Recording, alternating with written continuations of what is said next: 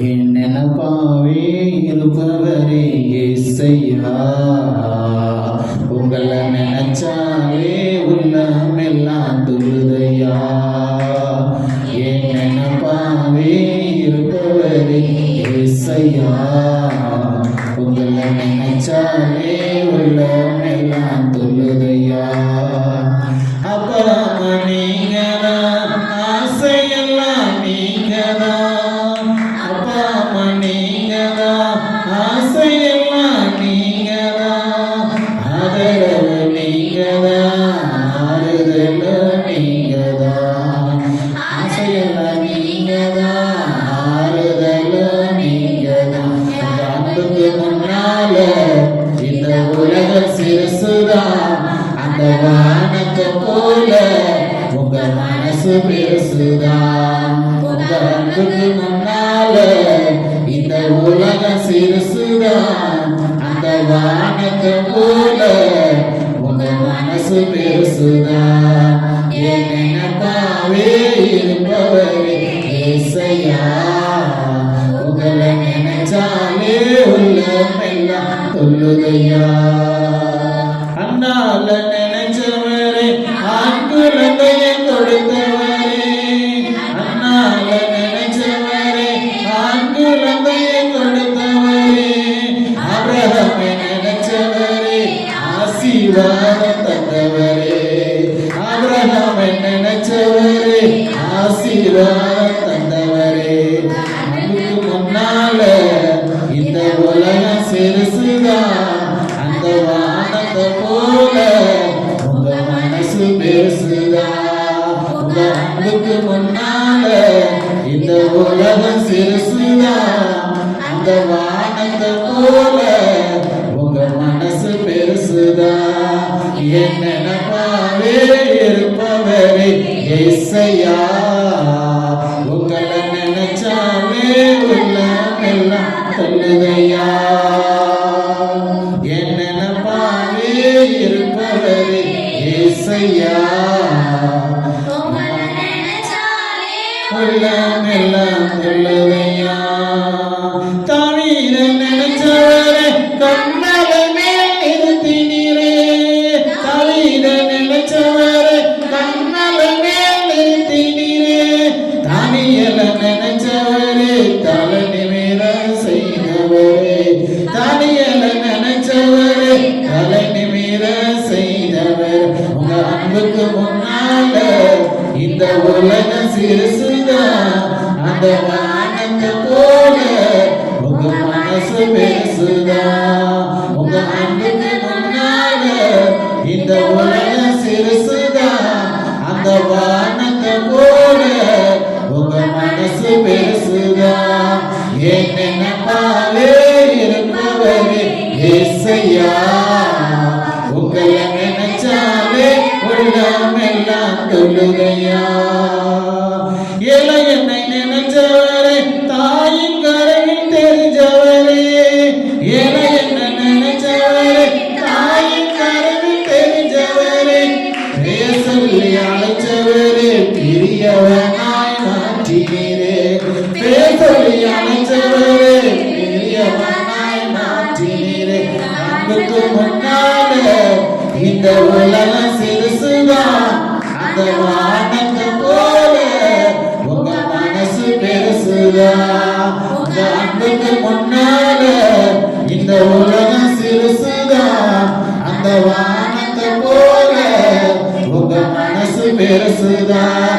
என் நினைப்பாவே இருப்பவரே இயேசையா, உங்களை நினைச்சாலே உள்ளமெல்லாம் துள்ளுதையா.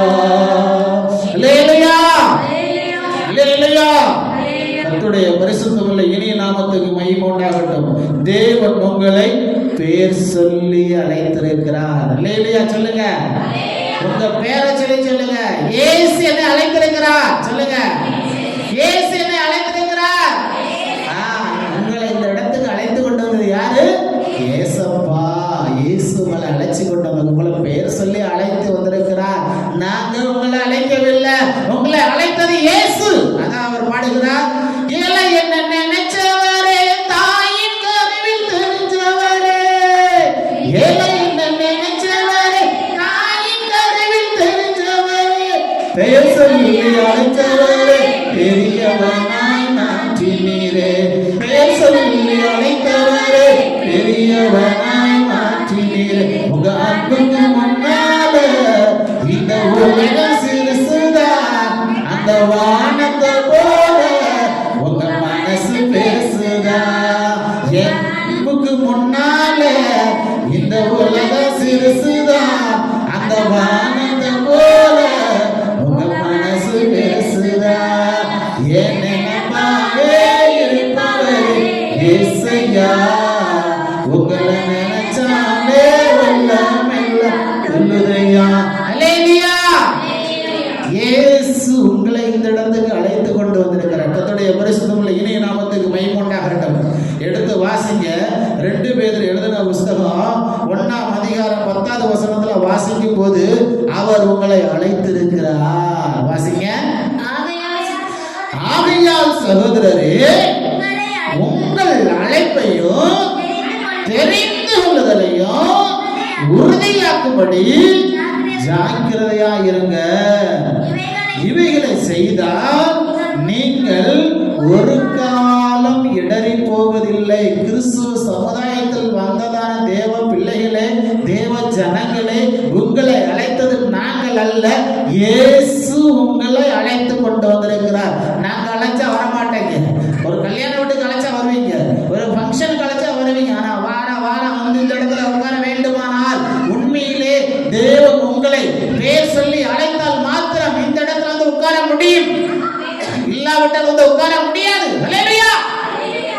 கர்த்தருடைய நாமத்துக்கு மகிமை உண்டாகட்டும். அதுக்கு காரணம் என்ன? இயேசுவின் அன்பு.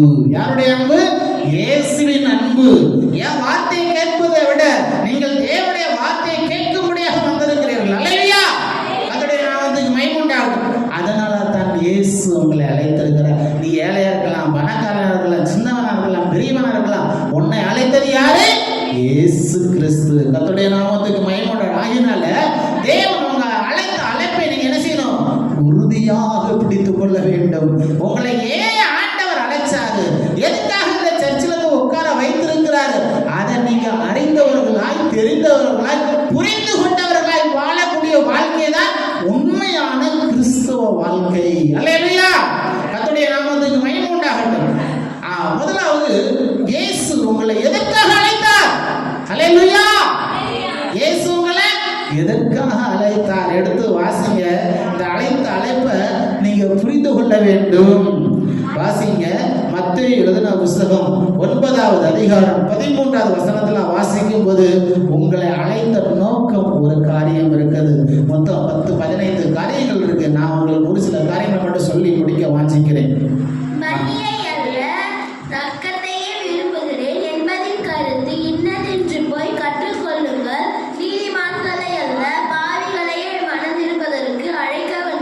மத்தேயு 9ஆம் அதிகாரம் 13வது வசனத்துல அவர் என்ன சொல்லுகிறார்? பாவிகளையே மனம் திரும்புவதற்கு அழைக்க வந்தேன். இயேசு இந்த பூமிக்கு வந்த நோக்கம் உங்களை அழைப்பதற்காகத்தான். அவர் எதுக்காக அழைக்க வந்தார்? நீ பாவியா இருக்கும் போது, அநியாயம் செய்யும் போது, அக்கிரமம் செய்யும் போது, தேவையில்லாத பாவங்களை செய்யும் போது இயேசு உன்னை அழைத்தார். உலகத்தில் வாழ்வதற்கு சுதந்திரம் உண்டு, இல்லை என்று சொல்ல முடியாது. அல்லேலூயா. உலகத்தில் எல்லாம் வியாபாரமா நடந்து கொண்டிருக்கிறது. டாஸ்மார்க் நடக்குது. கவர்மெண்டே என்ன தண்ணி குடிப்பதற்கு, ஒயின் குடிப்பதற்கு கவர்மெண்டே சேல்ஸ் பண்ணிக்கிறது. அது பெர்மிஷன் கொடுத்திருக்கு. அமெரிக்காவில் பிலடெல்பியா அப்படின்னு ஒரு நாட்டில் இன்னைக்கு போய் பார்த்தீங்கன்னா, அந்த நாடு குடிப்பதற்கு பெர்மிஷன் கொடுத்ததுனால எல்லாம் குடித்து ரோடுகள் எல்லாம் ஒரு மெண்டலரை போல நின்று கொண்டு இருக்கிறார்கள். நீங்க அதெல்லாம் நீங்க கேட்டீங்கன்னா, பார்த்தீங்கன்னா, நீங்க அதை கிட்டத்தில் போக மாட்டீங்க. அதோடைய நாமத்துக்கு மகிமை உண்டாகட்டும். இடம் ஃப்ரீயா இருக்கிறது, குடிப்பதற்கு வசதி இருக்கிறது. ஆனால் அது செய்வது தவறு என்று சொல்லி உன் வாழ்க்கையை மாற்றும்படியாகத்தான் இயேசு உன்னை பெயர் சொல்லி அழைத்திருக்கிறார். அந்த அழைப்பை நீங்க புரிந்து கொள்ள வேண்டும். அல்லேலூயா. மறுபடியும் வாசிங்க. மத்தேயு 9ஆம் அதிகாரம் 13வது வசனத்துல, பலியை அல்ல, நீங்க பலி செலுத்த போறீங்க. ஆடை வெட்டி பலி செலுத்தலாம், கோழி அறுத்து பலி செலுத்தலாம், இல்லை என்று சொல்ல அது சுதந்திரம். ஆனா இயேசு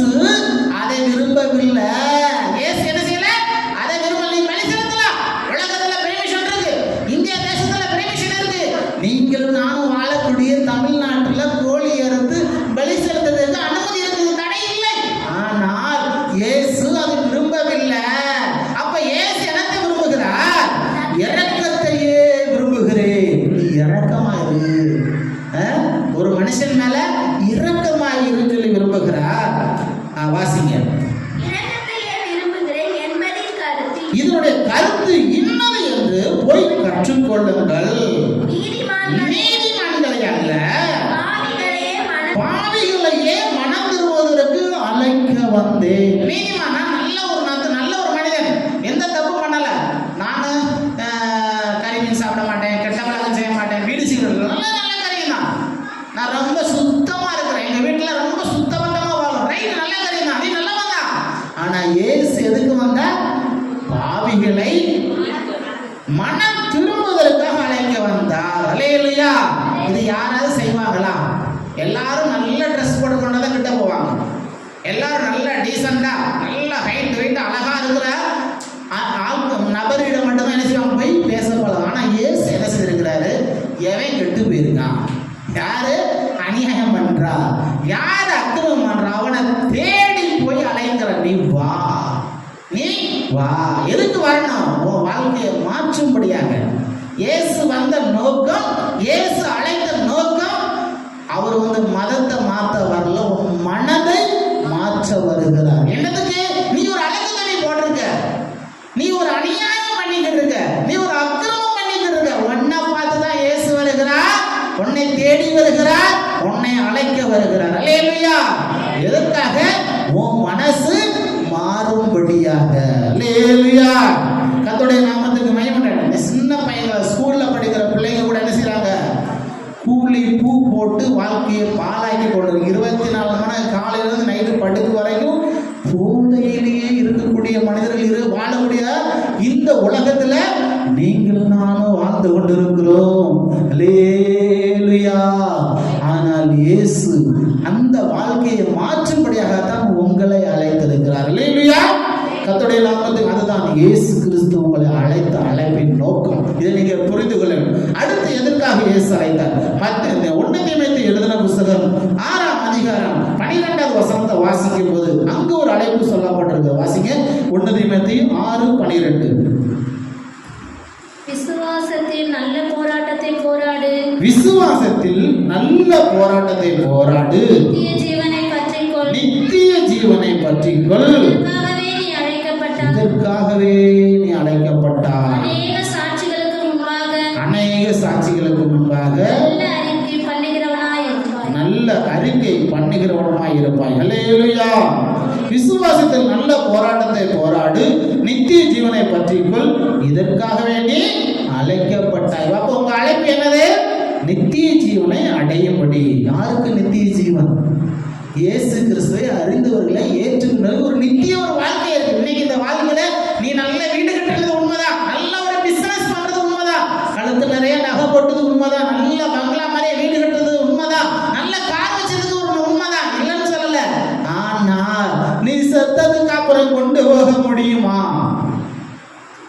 நீ செத்ததுக்கு அப்புறம் அதை கொண்டு போக முடியுமா? யோசித்து பாருங்கள். நல்ல ஒரு பணக்கார ஒரு வாழ்க்கை தான், நல்ல லக்ஸரி ஒரு லைஃப் தான். அவனுக்கு பிறந்த 2 பிள்ளைங்க, ஒரு ஆண் ஒரு பொண்ணு. அப்பா கிட்ட சொத்தை கேட்கிறான், எனக்கு சொத்துல பாதி கொடுன்னு கேட்கிறான். அது அப்பா என்ன சொல்றாரு? அப்பா எனக்கு 2 பிள்ளைங்க, பாதி உனக்கு பாதி 2வது பிள்ளைங்க. ஆனா ஆம்பளை பையன் என்ன செஞ்சுட்டான்? அது எப்படி கொடுக்க முடியும்னு சொல்லி தகப்பனை பரலோகத்துக்கு அனுப்பிச்சிட்டான். இது நடந்த உண்மை, பேப்பர்ல வந்த செய்தி. அப்போ நீ உன் பிள்ளை உன்னை பாதுகாக்கணும்னு நினைச்சுதானே நீ பிள்ளைய பெற்று வளர்த்த. உன் பிள்ளைய உனக்கு இப்ப சத்துருவா மாறிவிட்டானே, உன்னுடைய பிள்ளைய உனக்கு சத்துருவாக மாறிவிட்டானே. யோசித்து பாருங்க. அல்லேலூயா. இப்படிப்பட்ட உலகத்துலதான் நீங்களும் நானும் வாழ்ந்து கொண்டிருக்கிறோம். அப்போ இந்த வாழ்க்கை நித்திய வாழ்க்கையா? நித்திய வாழ்க்கைனா அழிந்து போகாத ஒரு வாழ்க்கை, காலகாலமாய் வாழக்கூடிய ஒரு வாழ்க்கை, 1000 வருஷங்களுக்கு மேலாக வாழக்கூடிய வாழ்க்கை தான் நித்திய வாழ்க்கை.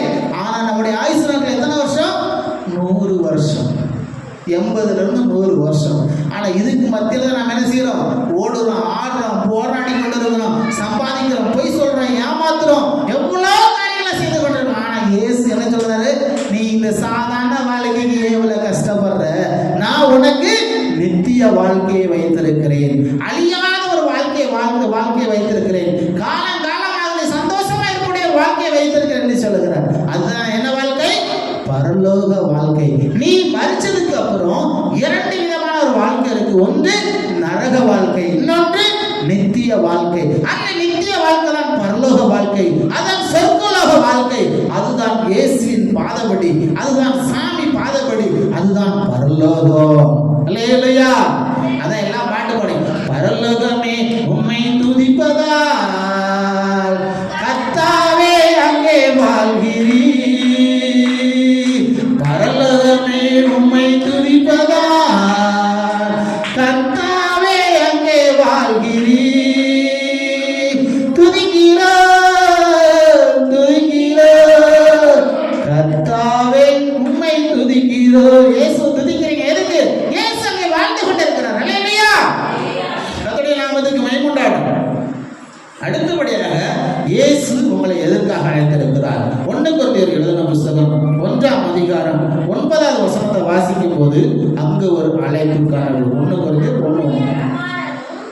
நம்முடைய கர்த்தருமாய் இருக்கிற இயேசு கிறிஸ்துவுடனே ஐக்கியமாய் இருப்பதற்கு உங்களை அழைக்க தேவன் உண்மையுள்ளவர். உங்களை எதுக்கு அழைத்திருக்கிறார்?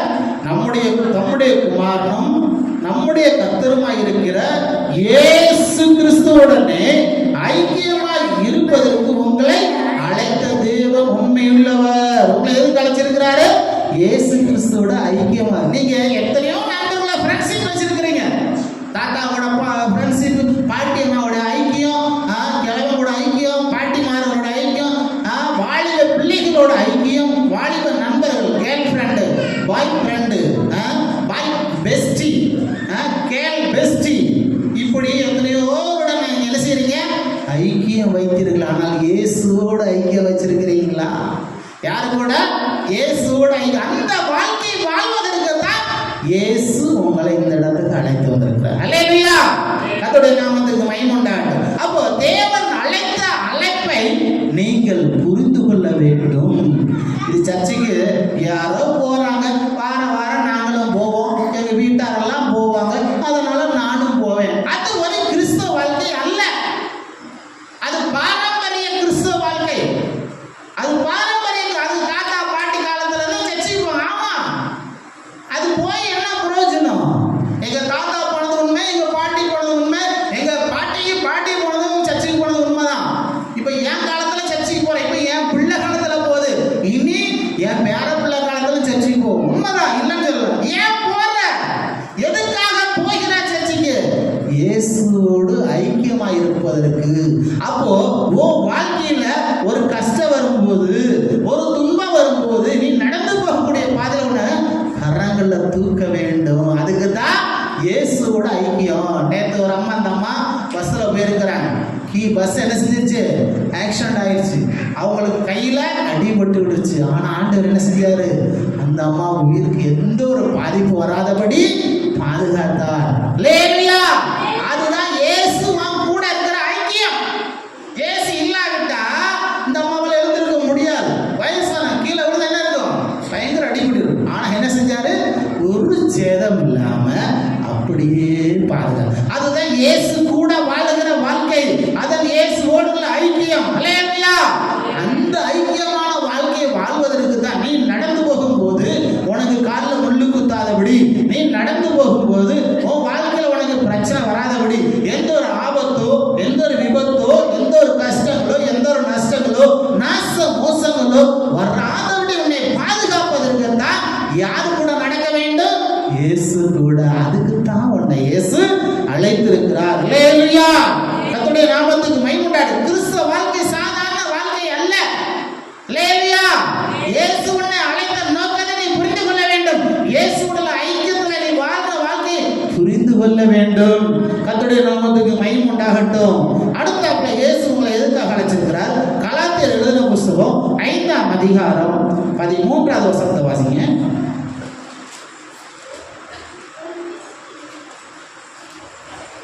சகோதரரே, நீங்கள் சுயாதீனத்துக்கு 5:13. கலாத்தியர் 5:13.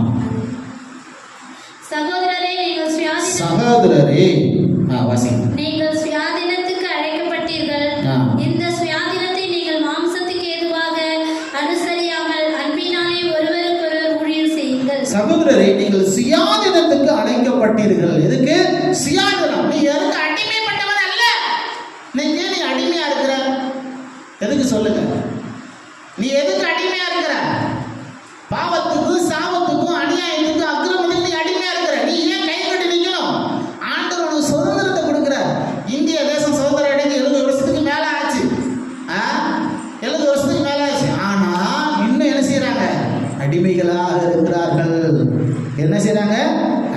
கீழா இருக்கு. அடிமைத்தனத்திலிருந்து நீ என்ன செய்யணும்?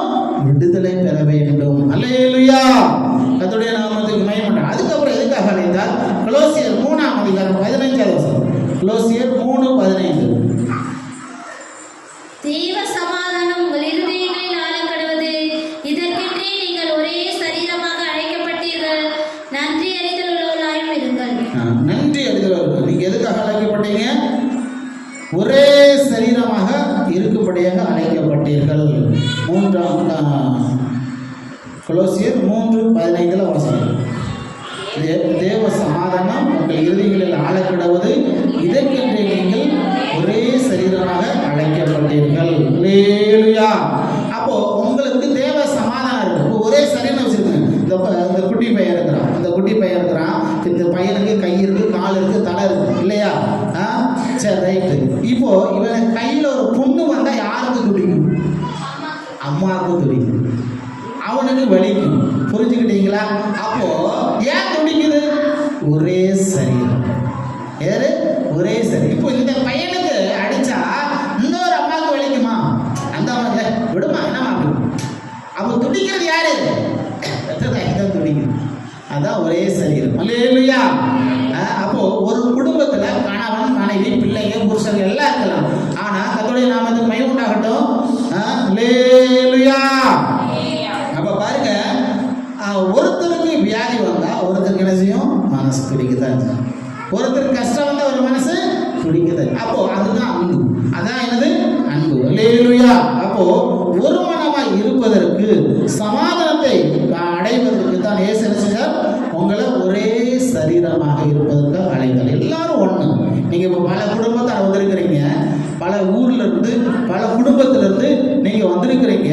அப்படி நீங்க வந்தா கூட நீங்க யாரு? ஒரே சரீரமா இருக்கிறீங்க. இப்போ உங்களுக்கு ஒரு பிரச்சனை, நாங்க என்ன செய்வோம்? வந்து பிரேயர் பண்ணுவோம். உங்க குடும்பத்துல ஒரு கஷ்டம், என்ன செய்வோம்? வந்து ஜெபம் பண்ணுவோம். அல்லேலூயா. இப்போ புரிஞ்சுக்கிட்டீங்களா? இப்போ நாங்க ஏன் வந்து ஜெபம் பண்ணணும்? நாங்க ஏன் உங்களுக்கு வந்து பிரேயர் பண்ணணும்? உங்க குடும்பத்துக்கு ஆலோசனை சொல்ல வேண்டும். உங்க குடும்பத்தில் உள்ள பிரச்சனையை மாற்றுவதற்காக. இப்போ உங்களுக்கு ஒரு கஷ்டம், எங்களுக்கும் மனசு வேதனை. அதுதான் ஐக்கியம். அதான் ஒரே சரீரம். அப்போ அதே போலதான் எந்த விசுவாசி குடும்பத்துக்கு ஒரு பிரச்சனையா இருந்தாலும் எல்லாரும் ஒன்னா போய் அவங்களுக்காக பிரேயர் பண்ணணும். அல்லேலூயா. கர்த்தருடைய நாமத்துக்கு மகிமை உண்டாகட்டும். அடுத்தபடியாக 1 பேதுரு எழுதின புத்தகம் 2ஆம் அதிகாரம் 20-21 வசனங்களை வாசிங்க. 1 பேதுரு 2:20-21.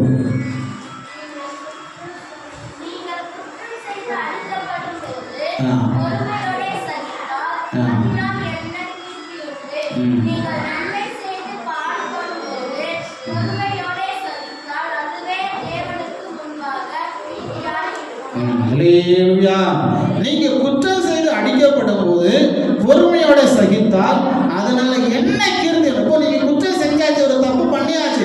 ஒரு பையன் நீங்க ஒரு தப்பு பண்ணீங்கன்னா தண்டனை உண்டு. அதனால என்ன இல்லை? ஒரு பேர் புகழ் கிடையாது, ஒரு கீர்த்தி கிடையாது. அதனால நீங்க என்ன செய்யுங்க?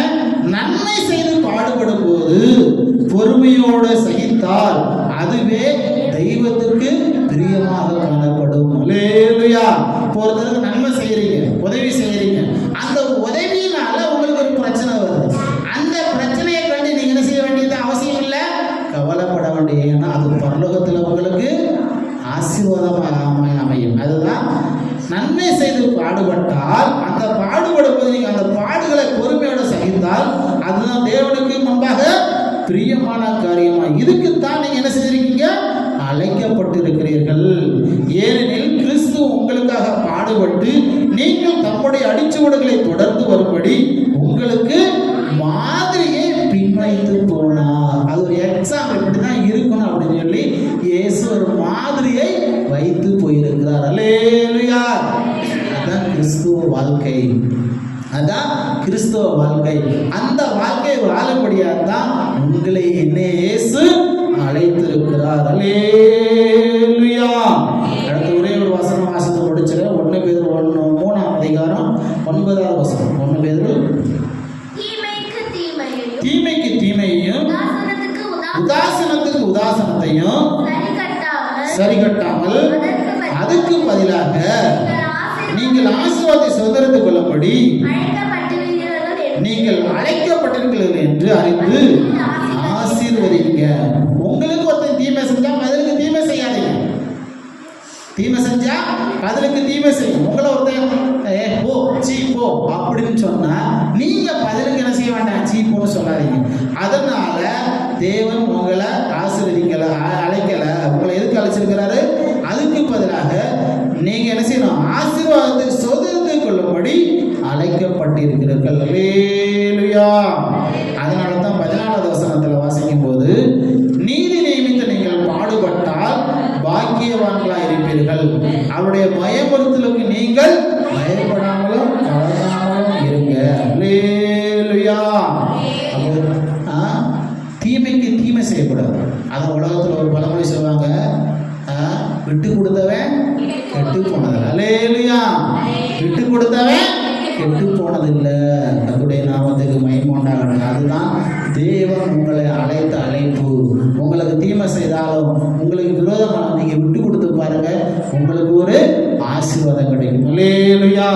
கண்களை மூடி கர்த்தரை ஸ்தோத்திரம் பண்ணுங்க. இன்னும் நிறைய காரியங்கள் இருக்கு, வரக்கூடிய காலங்களில் நான் உங்களுக்கு சொல்லித்தரேன். கர்த்தரை ஸ்தோத்திரம் பண்ணுங்க. ஸ்தோத்திரம் ஸ்தோத்திரம் ஸ்தோத்திரம். பிதா குமாரன் பரிசுத்தராய் ஸ்தோத்திரிப்போம். ஸ்தோத்திரம் ஸ்தோத்திரம் ஸ்தோத்திரம். ஜெபம். எங்களை நேசிக்கிற நல்ல இயேசுவே, நாங்கள் ரொம்ப நன்றியோடு ஸ்தோத்திரிக்கிறோம். கடந்த நாட்கள் எல்லாம் நீர் எங்களை கண்ணின் மணி போல பாதுகாத்து இந்த 2வது வாரத்திலே கூட கர்த்தாவே தெய்வ சமூகத்துக்கு வரும்படியாக ஒரு சிறு கூட்டமாய் நீர் எங்களை கூட்டி சேர்த்தபடினால் நம்ம நன்றியோடு ஸ்தோத்திரிக்கிறோம். அந்த நாள் முதல் கொண்டு வந்த நேரம் முதல் கொண்டு கர்த்தாவே நீர் எங்களோடு கூட இடைப்பட்டு கொண்டிருந்தபடினால் நம்ம நன்றியோடு ஸ்தோத்திரிக்கிறோம். தேவ சமூகத்தை அனுபவிக்க உதவி செய்தபடினால ஸ்தோத்திரம். ஆண்டவரே ஸ்தோத்திரிக்கிறோம். உங்களுடைய கரம் கூட இருந்து நடத்துகிறதான எல்லா வழிகளுக்காக நன்றியோடு ஸ்தோத்திரிக்கிற ஆண்டவரே. ஆண்டவரே, உடைய பிள்ளைகளுக்கு வந்ததான எத்தனையோ ஆபத்துகள் விபத்துகள் இதெல்லாம் கர்த்தாவே நீர் அற்புதமாய் பாதுகாத்து நடத்துகிறீர். வியாதி பலவீனங்கள் கர்த்தாவே இருந்தாலும் கூட கர்த்தாவே அவைகள் ஒன்று கர்த்தாவே எந்த விதமான ஜபத்துக்கு தடையில்லாதபடி நீ நடத்துகிறதான உடைய வழிகளுக்காக நன்றியோடு ஸ்தோத்திரிக்கிறோம். ஆண்டவரே, வந்ததான ஒவ்வொருவரையும் கரத்தில் ஒப்புக் கொடுக்கிறோம். பேர் பேராய் தேவன் ஆசீர்வதியும், குடும்ப குடும்பமாய் ஆசீர்வதியும். தேவைகள் எல்லாம் தேவன் சந்திய எல்லா பலவீனங்களையும் மாற்றும். ஆண்டவரே, துக்கங்கள் பாரங்கள் கஷ்டங்கள் எல்லாவற்றையும் மாற்றி போடும்படியாய் வேண்டிக் கொள்கிறோம். நாங்கள் இப்போது கேட்டதான இந்த வசனத்துக்கு எங்களை தாழ்த்தி உடைய சமூகத்தில் ஒப்புக் கொடுக்கிறோம். ஆண்டவரே ஸ்தோத்திரம். அழைத்த அழைப்புக்கு கர்த்தாவே ஆண்டவரே நாங்கள் ஜாக்கிரதையாய் காணப்பட இந்த நாட்களில் தேவன் எங்களுக்கு உதவி செய்ய வேண்டுமே. நாங்கள் கர்த்தாவே ஆண்டவரே ஸ்தோத்திரம் உன்னதமான அழைப்பினால் அழைக்கப்பட்டிருக்கிறோம் என்பதை உணரத்தக்கதாக தேவன் உதவி செய்வேனவே. தேவ சமூகத்துக்கு வருவது நாங்கள் ஆண்டவரே இந்த இடத்துக்கு வர வேண்டுமானால் உங்களுடைய அழைப்பில்லாமல் எங்களால் ஒன்று செய்ய முடியாது. ஆண்டவரே, நீர் எங்களை அழைத்து இந்த இடத்துல கொண்டு வந்தபடினால கர்த்தாவே இதை உறுதியாய் பற்றிக்கொள்ள ஜாக்கிரதை உள்ளவளாய் நாங்கள் காணப்பட கர்த்தர் எங்களுக்கு உதவி செய்யும்படியாய் வேண்டிக் கொள்கிறோம். ஆண்டவரே ஸ்தோத்திரிக்கிற கர்த்தாவே, உடைய கரம் எங்களை பாதுகாக்கட்டும். ஆண்டவரே ஸ்தோத்திரிக்கிறோம். இந்த அழைப்பிலே எந்த விதமான சத்துருவின் வல்லமைகள் கிரிகள் இருந்தாலும் கர்த்தாவே இதெல்லாம் நாங்கள் இடராதபடிக்கு உண்மையிலே மாத்திரம் கர்த்தாவே தரித்திருந்து வருகனாலுக்கு என்று ஆயத்தப்பட கர்த்தர் எங்களுக்கு உதவி செய்யும்படியாய் வேண்டிக் கொள்கிறோம். எங்களுக்கு முன்பாக இருக்கிறதான கர்த்தாவே திருவிருந்து ஆராதனை உடைய கரத்தில் ஒப்புக் கொடுக்கிறோம். நாங்கள் அபாத்திரமாய் அல்ல கர்த்தாவே ஆண்டவரை பாத்திரவான்களாய் மாறி கர்த்தாவே உடைய பந்தியில பங்கு பெற உதவி செய்யும். இன்னும் அநேகரை உடைய பந்திக்கு தகுதி உள்ளவளாய் கர்த்தர் மாற்றும். உடைய கரம் கூட இருக்கட்டும். இந்த இடம் எல்லாம் காலியா இருக்கு சப்பா. இந்த கேட்டதான ஆத்துமாக்களை கொண்டு வந்து இந்த சபையை அலங்கரிக்கும்படியாய் வேண்டிக் கொள்கிறோம். எல்லாவற்றையும் உடைய கரத்தில் ஒப்புக் கொடுக்கிறோம். நான் நடக்கதான கூட்டங்கள் சபைகள் எல்லாவற்றையும் கர்த்தர் பொறுப்பிடும். பெரிய காரியத்தை செய்யும். நீ நாமத்தை மையப்படுத்தும். நீர் வரும்போது சந்திக்க ஆயத்தப்படுத்தும். எல்லா துதி கனமை மேலும் உமக்கே செலுத்துகிறோம். இயேசுவின் நாமத்தில் வேண்டிக் கொள்கிறோம் எங்கள் ஜீவனுள்ள நல்ல பிதாவே. ஆமென். அல்லேலூயா.